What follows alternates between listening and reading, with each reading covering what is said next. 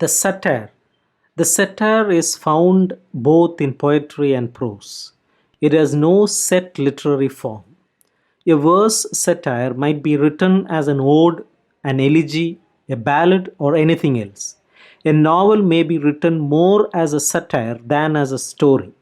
Sometimes the story remains popular when its satirical basis is almost forgotten, as with Cervantes' Don Quixote or Swift's Gulliver's Travels. Some plays are little more than satires on contemporary follies.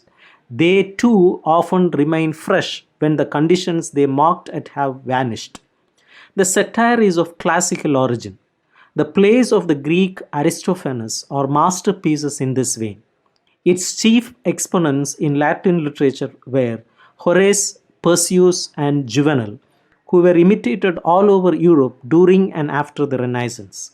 They set the model for Elizabethan and Augustan satire in England. Etymologically, a satire is unpolished verse, and this has been characteristic of it in English literature. It may be defined as a literary composition whose principal aim is to ridicule folly or vice. It is a light form of composition intended to keep the reader in a good humor even when it is at its most caustic. The true end of satire, observes Dryden, is the amendment of vices by correction. Some of the notable satires in English poetry are Dryden's Absalom and Achitophel and his Macflugno, Butler's Hudibras, Pope's Dunciad, and Byron's Vision of Judgment.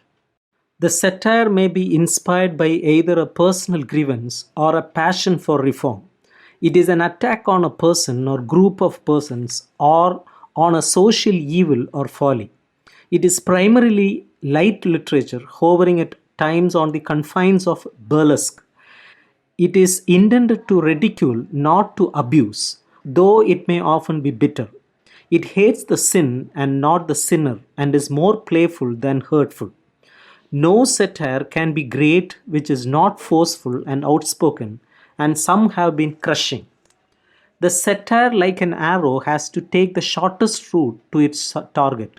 It must be terse and concise so as to say a great deal in brief space. Prolixity destroys its effect. The heroic couplet proved an admirable medium because it lent itself to easy narrative, forceful expression, and swift strokes of wit.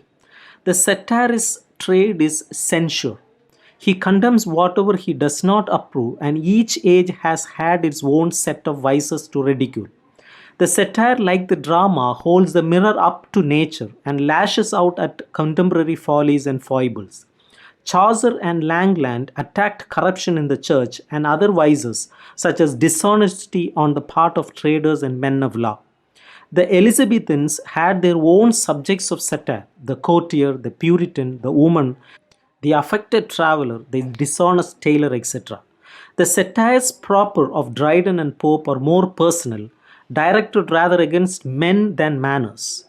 But the age in which they lived is reflected faithfully in Pope's Rape of the Lock, the works of Swift, and Addison's essays.